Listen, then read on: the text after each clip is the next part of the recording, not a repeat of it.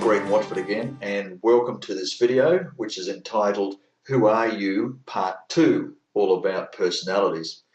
Now, I assume that you've actually looked at Part 1 and had a bit of you've now got a bit of an idea regarding which personality is which, and you're probably asking yourself, well, how can I incorporate that in my life? What can I do with this information? How will it help me in my business? Okay, so that we're going to address those questions. But before we do, let's have a look at just a bit of a recap with these 4 personalities from Florence Latour. Now, if you remember rightly, Florence wrote this book with the help of Fred, her husband, in the 1980s, called Personality Plus, and it's actually a classic. And she has written almost a book a year since the 1980s. It's quite amazing. And in that Personality Plus, she's nominated these 4 personalities. So basically 25% of the population is each one of those personalities. So just recapping, now this is from the previous video. Now just recapping, top left, we've got the powerful choleric. That's the, they call it the doer. That's the bit of the leader out there, someone who's outspoken and leading the way, as it were, maybe in control of a group of people. And personally, if you're on the Titanic, it would be that all the cholerics will be putting people in the lifeboats. Popular sanguines, top left, they're the party people. Great people to be around, lots of colour, lots of talking. Popular sanguines are really, really good. You wouldn't want to have a party without at least 2 or 3 sanguines and to be invited. It'll make a bit of a quiet party. Okay, the bottom left is phlegmatics. Phlegmatics are lovely personalities. People just love phlegmatics because they're very quiet. They're called a peaceful phlegmatic. Very quiet sort of a personality. And oil over troubled waters in the workplace, turns the other cheek, doesn't like conflict. And the bottom right is what we call the perfect melancholy. This is the one that's the deep thinker. It has to have everything right. Your accountant, scientist, engineer, musician, these are all melancholy types of people. Even actors are melancholy types of people. Okay, so once we've got the picture of those 4 around the square, okay, so let's have a quick look at what's going on in a couple of these books here. You can see I've got a few books. Would you believe your personality tree is really good? Would you believe I haven't got Personality Plus? I'm sure we had a couple of copies of them, but of course I've lent them out and haven't got them back. This is a very good one. It's about the workplace, piecing together personalities in the workplace. It's called Personality Puzzle, which is very good. But regarding I came across this regarding the 4 personalities, and this is really good. It's a choleric wants to do it my way, a sanguine wants to do it the happy way, the phlegmatic wants to do it the easy way, and the melancholy wants to do it the right way. And I thought, yes, that typifies those personalities. So with each of these personalities, once you identify which personality you are, you have a whole stack of strengths and weaknesses. Now, look, there's one really important point with this. It's very tempting to start judging people. Once you understand the personalities, it's very tempting to put people in a box. Really don't do it. The way that Wendy and I look at this is it helps us understand ourselves, and it helps us understand the people that we interact with, children, friends, co-workers, and we understand why they respond in a certain way to certain situations. But you end up with, if you read any of her books, and I strongly suggest you go and get these from a second-hand bookshop or any of the current ones that are still in print at the normal bookshops. You can buy them on Amazon.com, by the way. But just to give you an example, with a sanguine, we're talking about strengths and weakness. She lists all the strengths down one side and all the weaknesses down the other side. But just very quickly, for example, a sanguine, strengths: loves people, makes friends easily, exciting, charms others at work, creative, colourful, thrives on activity, engaging storyteller. Okay, that's a sanguine. Strengths. Weaknesses, though, motivated by emotions, dislikes schedules, can't say no, makes excuses, lacks focus, easily distracted, talks too much. So you can see each one of these personalities, you have these strengths and the weaknesses. And the idea is to accept, once you understand it, accept the people from where they're coming from, where they are, as it were, and maybe help them, but especially yourself, mitigate the weaknesses and increase the strengths. Here we are, melancholy, the perfect melancholy, right? Works well alone, is a planner, good with numbers, charts, graphs, organised, appreciates quiet, accurate, analytical, fair, and loves beauty. But weaknesses, lack spontaneity, not naively idealistic. That's Wendy. Thrifty to the extremes, doesn't do well under pressure, hard to please, needs plenty of time to make decisions, a perfectionist. Okay, choleric. I'm the choleric. Fearless strengths. What have we got? Fearless activist. Maybe. Fixes problems, decisive, loves a challenge, born leader, organises quickly, production oriented, excels in a crisis, exudes confidence, and is usually right. Except when he tells me I'm wrong, often. Weaknesses. Opinionated, overconfident, can't relax, workaholic, nervy, unemotional, arrogant, manipulates others, can't say I'm sorry, fears losing control. Interesting, eh? So the last one is the phlegmatic, the easygoing, peaceful phlegmatic.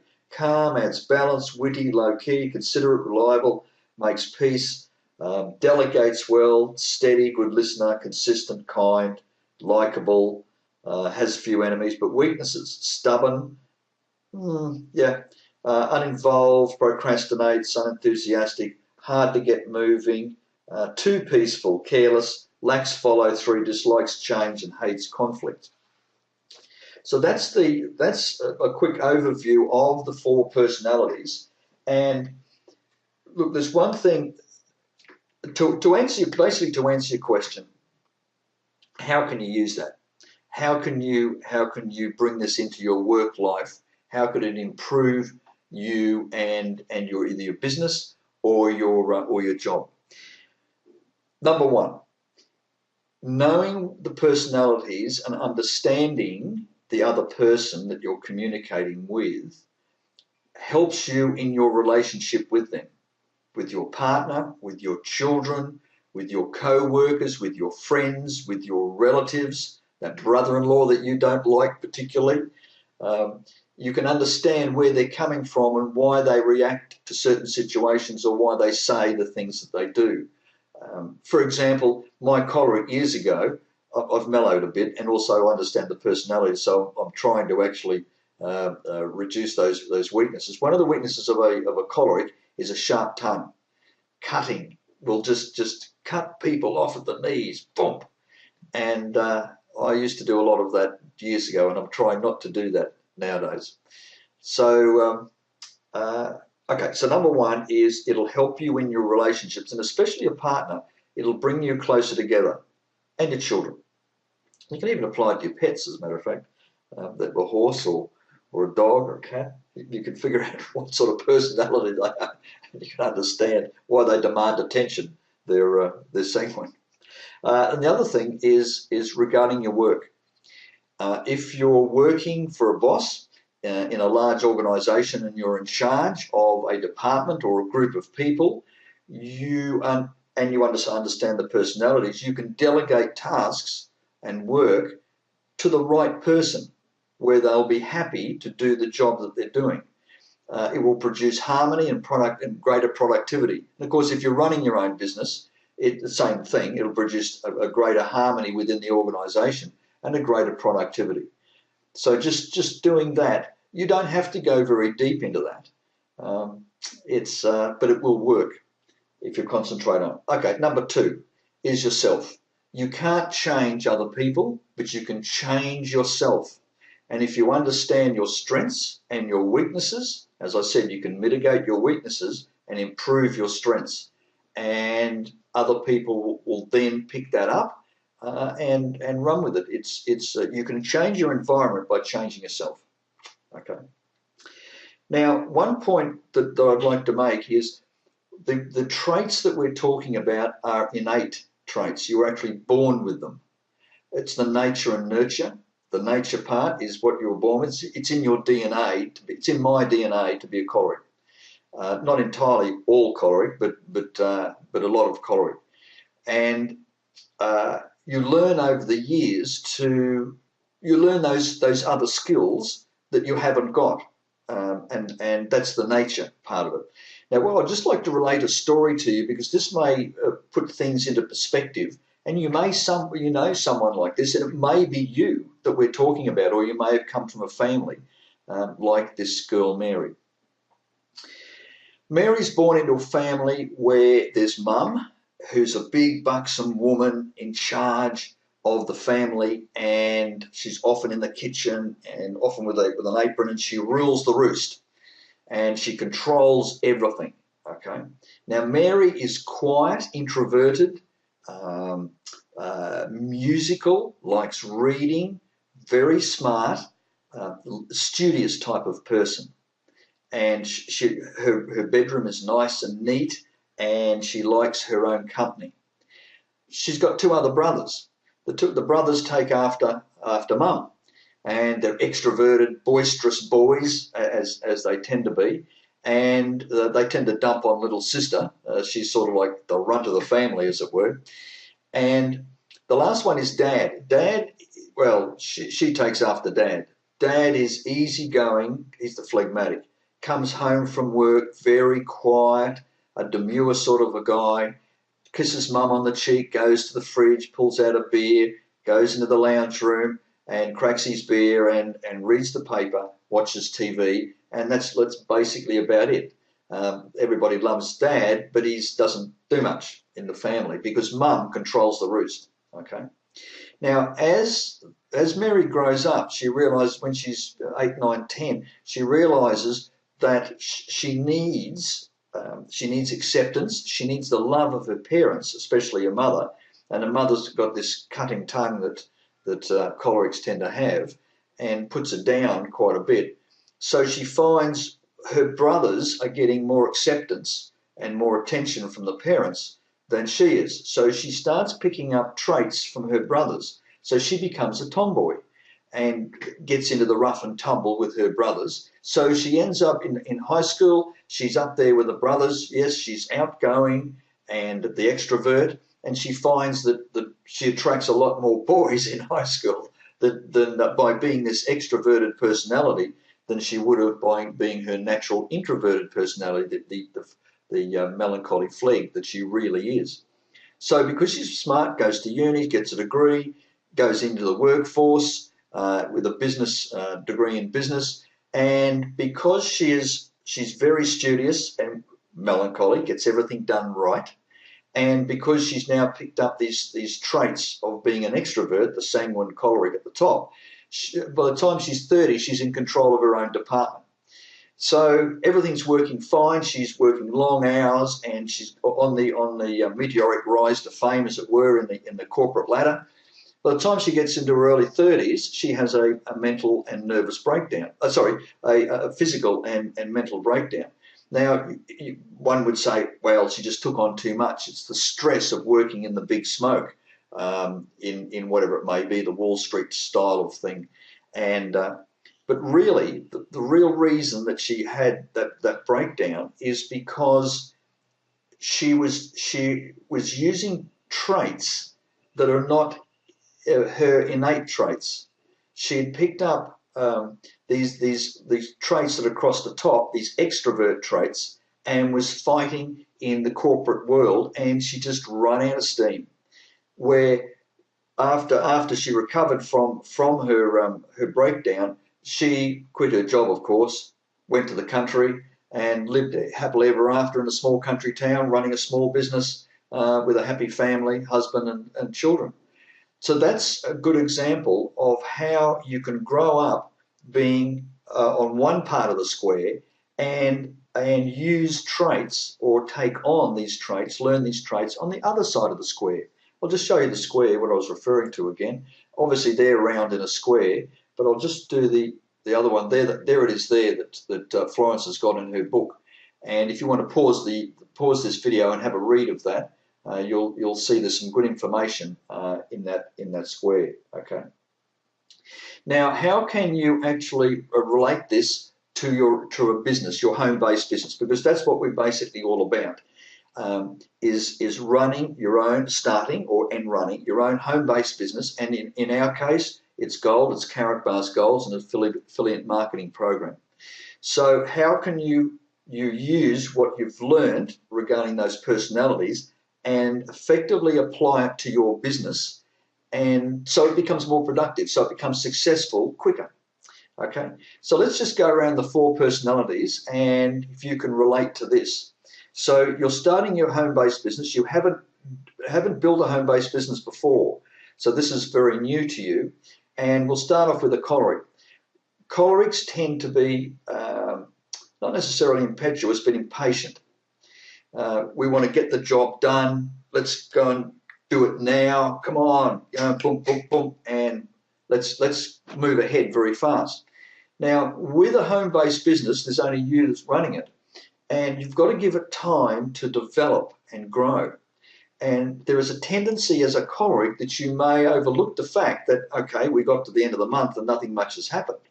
It's very much building a home-based business is like with all businesses, but it's very much in the home-based business idea is when you build a big skyscraper or you see a tall office block being built in the middle of a city, half the time is spent below ground. All those foundations and the car parks and the piers have got to be set, and everything's got to be done below ground. And half the time, more than half the time, it hasn't even risen above ground.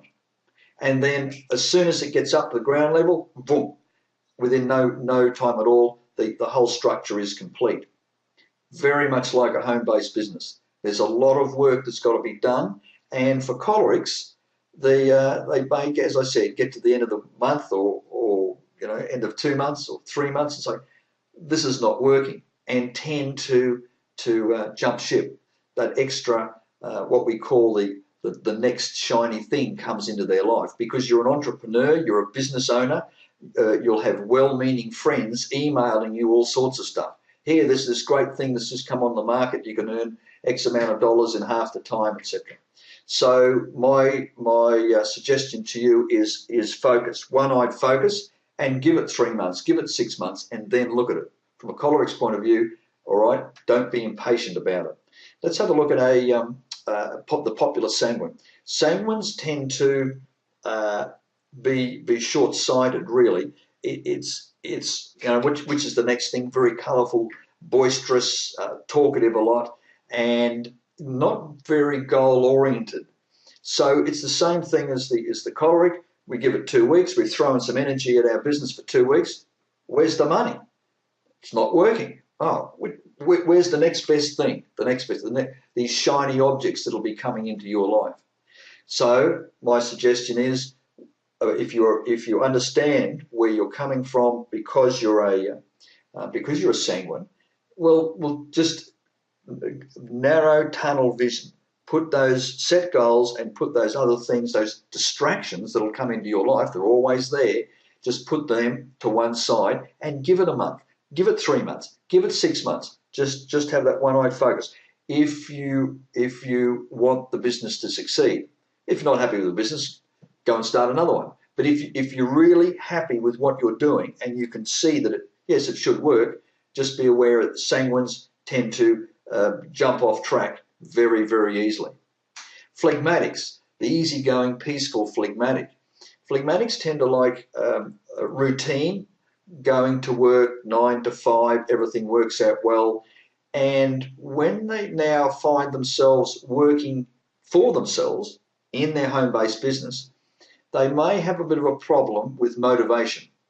And so once you recognize that, if you're a phlegmatic and you find it a bit hard to sort of, it's a bit of a rainy day, I don't think I'll this Saturday I'll think I'll just sit and read a book. I won't do any work on my business. Well, it's you've got to be aware of that, and it's basically the same thing. It's focus and setting goals. Just as long as you're aware of those weaknesses within your personality, so that you can overcome them more easily.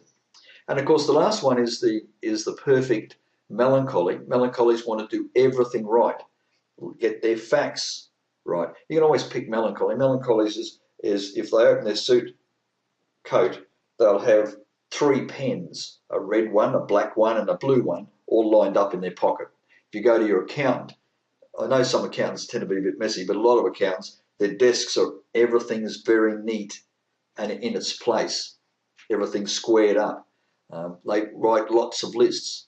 But one of the weaknesses of a melancholy is they want all the facts. They tend to take a lot of time to actually make a decision. Where a choleric, yep, well, Wendy and I joined the Carrot Bars affiliate business within 24 hours of our good friend Rosemary shooting us the email, and 24 hours later we had our business up and running. It was like that, because we both of us have got choleric in us, and we just wanted that done. You know, let's get into it. This looks good. Make a decision. Boom, and we're off. Where melancholies tend to show me all the facts. Show me the compensation plan. Is this gold true? Is it real gold? Is you sure it's pure gold? But let me see the proof of the pure gold. You know, do you really get paid? What have I got to do here? Let me work it all out before I take the step and commit myself. It's called procrastination, and that's one of the weaknesses of a true melancholy. So if you see yourself fitting into one of those four personalities, and you can recognise those traits, look, it's fun to work with it. It's not a don't think it's a negative thing. It's not really a put down. It's just who you are. It's part of being a human being. Okay, and I hope that the information that I'm giving you over these last 2 videos does help you with your home-based business, and help you move it forward and become successful faster than it would normally do. Now remember, there's 4 personalities involved with this. Okay, do it this way. And it turns out, once you do the test, and I'll send below this video will be a link to the test, so you can figure out what you are. Normally there's one main personality, there's a secondary, and there's almost none of the others. That's normal, by the way. We have a primary, a secondary, and almost none of the others. You never ever have 4 equal personalities. Not naturally. You can learn to do that, and it would be great to actually head in that direction to balance your personalities. But generally, right, you have it like that. So I'm melancholy. Sorry, I'm choleric melancholy. Wendy, by the way, is melancholy choleric. She's predominantly melancholy. Wendy, my wife, predominantly melancholy and with choleric, and our 2 cholerics do that from time to time. But that's all right. That's the way life is. You often find partnerships are formed like that, of opposite sides, top to bottom or left to right. Funnily enough, Wendy and I are a bit of the exception, because we're both on the right-hand side of the square. But generally, it's opposites will attract. And so I thought I'd actually throw that one in. I had to think about it before, and I had a chuckle to think, this is perfect. What a great couple to have as leaders within the Protection Through Goals support organisation, of which we are part of. It's absolutely perfect. So I'm quite chuffed with that.